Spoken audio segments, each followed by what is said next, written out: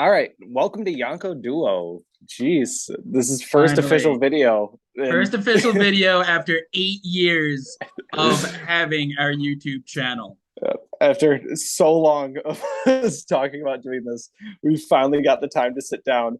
And on chapter 1061, holy crap! Well, I mean, Oda only said after Wano that this was apparently the first 1,050 damn chapters of this story was all just build up, which is Yeah, bullshit. it's him just messing around. Him just Uh, messing around. And now, dude, the past three chapters, he has just been going so fucking hard. And the fact that every chapter is like a different version of what he likes. mm, Like, bro, like the first chapter when he was just being like, all right, I love the warlords. I love Lunarians. I'm just gonna fucking mix them. And then yeah, he mixes them. Then last chapter, he just goes, well, you guys have waited long enough. I'm gonna give you fucking Emu Doctor. doing something. I'm gonna give you Emu, and may or may not have just showed us what the fucking Sky God ancient weapon is, Hmm. which I think is amazing.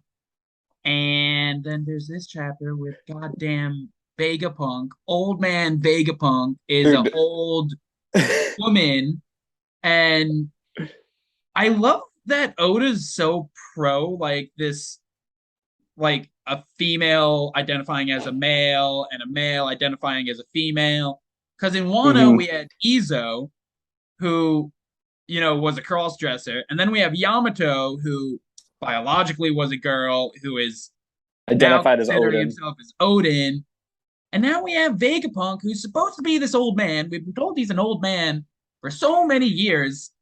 And now this Vegapunk '02 is some busty Samus looking chick in a Maddie, jumpsuit. dude, you're entirely right. Yeah, Oda's been absolutely just killing it these last few chapters, and he's just completely subverted so many expectations. Like and dude, I never thought Dr. Vegapunk was going to be a girl, and then he pulls that out, and I was like, holy shit! Like, I was like, why did I never consider that? Oda's absolutely been killing it these last couple of chapters. Like, he has pulled out so much from his toolkit, from Emu utilizing that what we believe is another secret weapon. I think it's Uranus, right? That's the sky one. Yeah. Um, Uranus. It, and then him flipping it up with pulling out Dr. Vegapunk this early. I thought we were gonna have like they arrive at an island and it's Vegapunk's island, and they're gonna have to go through the island to get to Vegapunk. And it turns out Vegapunk is kind of doing her own thing, and it looks like she's pretty pro marine. So she's gonna try catching the Straw Hats, which I don't know if she's gonna be able to. But it kind of looked like from the shark that she basically one shotted the Straw Hat ship. She flipped the ship, she knocked over like everyone into the water, and then she's picked up the ship in this giant robot hands. I don't know how the Straw Hats are really going to face her or really what her moral compass is. Yeah, her moral compass, we don't really know, but there's been time and time again how like I have this like fucking what I wanted to get across before was that Kuma is the key to everything. You think so? I think Kuma is the key to all of this fucking nonsense. Because one, Kuma was the one who protected the Thousand Sunny for 2 whole years.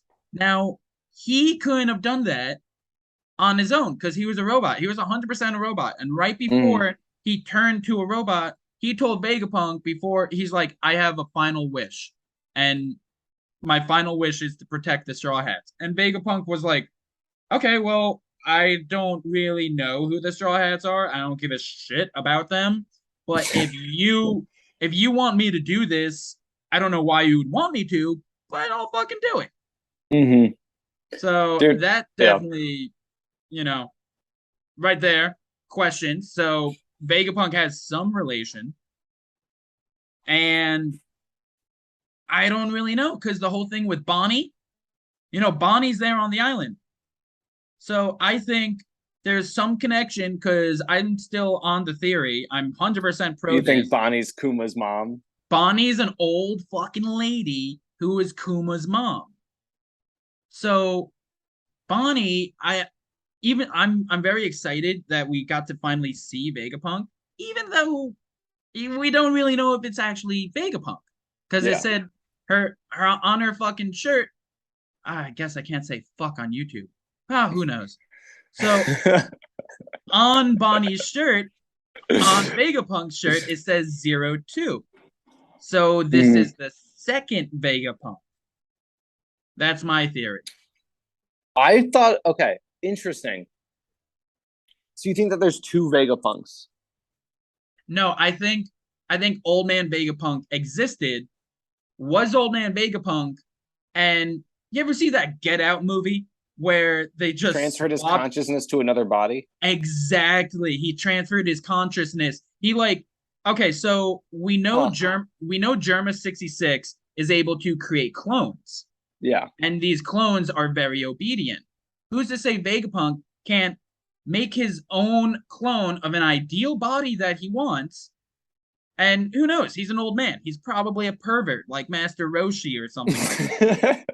So who's to say he just didn't make the most sexy body possible, like a 24-year-old busty Samus looking chick, hmm and said, well, this body is starting to die. And then he pulls in Orochimaru and then just throws his soul into this new person. I guess it's possible, but maybe it's just his second T-shirt or his second suit. Maybe, His maybe he second just like, t-shirt. dude. Maybe he doesn't. Maybe it's not like because the two's on like the on the jacket. Maybe it's like his second jacket that he uses when he goes out in water, and his first Bro, jacket's that like is regular walking no, no, around. no, no, no. That is completely rapper style ludicrous. That's way more It's rather than his him just having a second two. jacket. He It's that his second jacket. on it's like back in middle school when you had A days, you go to gym, B days, you go hmm to music or some crap like Yeah, that. that's exactly what Oh it no, it's is. a Saturday. I gotta put on my second Vegapunk jacket. So the world knows I'm Vegapunk. Hey Like, man, like okay, him having I don't know. I guess like the two is something Oda would do if this was like no, his cause second like body. it makes sense because the design of it, Vegapunk's only wearing like a fucking like a slim jumpsuit, right? A very slim hmm jumpsuit. No other design, just like a I don't know what type of jacket that was. It kind of looked like a bomber I guess jacket, like yeah, that it did. he was in the Air Force, and then just a complete jumpsuit, which better be blue. Yeah, I'm telling you, it's gonna be blue. Vegapunk's gonna look like Samus, Dude, Zero I Suit think it probably Samus. will be blue. Um, why do you think Bonnie was there? Why do you think Bonnie was sniffing around like the Egg Island? I think that in Reverie, Bonnie de-aged Kuma to the point that Kuma was able to regain his memory. And when Kuma regained his memory, he just sent everyone flying that he cared about so they could get as far away as possible. And Interesting. I think he did that to Bonnie, and Bonnie was getting sent to Egghead Island or near Egghead Island. And I think what Bonnie was trapped in was another security measure that Vegapunk has around his island.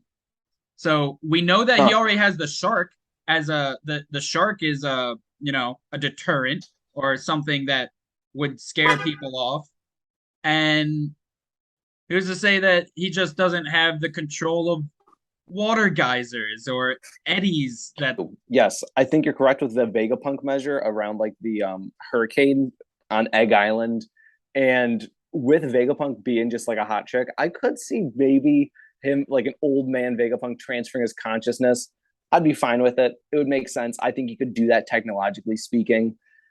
I'm really interested to see how their sense of justice is and if they're going to try taking the Straw Hats in or maybe they separated Luffy, Jinbei, Chopper, and Bonnie for a reason. They Oda always does this, where he pulls people in different directions in the chapter. Do you think the current Straw Hats could take on Vegapunk? Everyone on the ship right now. Do you think they could take on Vegapunk? I I don't think so. No, no. And I know that's a bold statement, even though Hmm. Zoro is there. I think And it's Sanji. I think it's a combination of one, if Vegapunk or this Vegapunk, hopefully it's the real Vegapunk, we don't know. But if it is the real Vegapunk and that Vegapunk was still in that robot, I don't think they're beating that robot at all. Huh. Because that robot, I think, did you see it just holding the Sunny like it was I a did. Yeah, hamburger? it's big. It could, I think that robot was strong enough to just go bah, and break the Sunny. Really, with the I atom think one? it was I think it was that powerful. I think it could have broken the atom wood. I think it could have Huh. just snapped it like a twig. And I I'm not saying that it's a sea stone robot. Well, Uh, like that would be crazy, a robot made of sea stone. yeah. But I do think that it's something that Zoro might not be able to cut. Hmm. And frankly, the strongest weapons we got on the boat is Sanji's feet or Zoro's swords, and with a giant metal robot that is, I want to say that thing was, it wasn't the size of Pika, but it was pretty big. Yeah. I think Zoro could cut it. We also do have Frankie on the ship, which this is going to be really interesting seeing the meeting of Frankie and Vegapunk because Frankie got most of his technology. I don't want to say most, but a very large piece of it from the island that he was on, where he discovered Vegapunk's lab. What was the name of that island? Oh, It wasn't Baltimore, or was it Baltimore? it might have been because there was the Baltimore fire because he accidentally started that fire thing and then like ran around the town like Yeah, scaring I know people. it was the Snow Island. Baltigo? No, okay, no. Baltimore is the right one. Baltigo is the Revolutionaries' old hideout. Okay. They Okay. sound so similar. It's so They confusing. do. Yeah. But okay, so Frankie has those old school blueprints of Vegapunks. I think Frankie and Vegapunk will probably hit it off talking about cybernetic technology and kind of like getting into cyborgs. Maybe. Do you think Vegapunk was part of MADS, correct? Vegapunk was the leader of Is Mets. the leader of MADS. I didn't know if that was confirmed or not. But No, so Vegapunk was the leader of Meds, and he had three people underneath him, and it was Caesar Clown, Queen, and Judge. And it mhm. seems like all three of them went in different directions. So Caesar went with the Smile Devil Fruits, focusing on Devil Fruits. Judge went on making clones, which is very similar to what I think this is. I think this is like, the clone theory that I mentioned. And when it comes to Queen, Queen was focusing on himself and enhancing his body. So I want to think all three of those characteristics are, you know, exponentially greater now and all inside of Vegapunk. So I think Vegapunk can make organic clones of himself that are significantly more powerful that he can transfer his actual consciousness into, which is what Mhm. I think this girl is. Yeah. And then when it comes to these Smile Devil Fruits, we know Vegapunk made Momo's Devil Fruit, and she considered it a Considered it a failure. failure. So we still don't know why he considered it a failure. And so we're gonna learn more about what he knows about devil fruits right there. So he's gonna explain devil fruits to us, completely laid out. We're gonna figure it out. And then the only thing we don't know is the attributes that Queen has, enhancing his own body.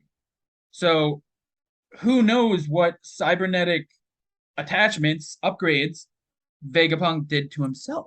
At least I think it's probably like a Rick Sanchez situation where if you Yeah. were to attack him or her, but whatever Vegapunk is, they would be able to like pull out a force field or their hand could turn to a machine gun. I Yeah. don't.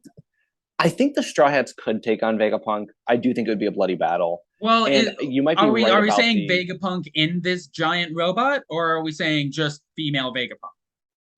Because if we're saying just female Vegapunk without the giant robot, I think that the Straw Hats on the ship would win. But if she's in that robot, they're gonna need Luffy and Jinbei. Ah, dude, I don't know. I think they could take it without Luffy and Jinbei. I do think it would be a bloody battle, but who's here to say? All we've seen is this giant robot pick up the ship, and we saw her shark. It would be a bloody fight. It'd be bad. Well, the shark was able to capsize the Sunny. It was. We've never seen that. That's a feat right there, capsizing the Sunny. We've never seen that happen. Big Mom And would have. then and then for it to get one shotted, that shark got one shotted by this robot. To be fair, we don't know how strong the shark is because none of the straw hats got a shot off on the shark. No, Zoro tried to cut it. Did he? I didn't think he I, did. All I right. believe I would Pull have it to up. fact Just flip check through. that. Okay, so it doesn't look Zoro says, "What the hell is this thing? Is it a shark? No, it's too big and it's made of metal." But he has his sword out. He has his sword out, but it doesn't look like he actually did anything with the sword. Okay.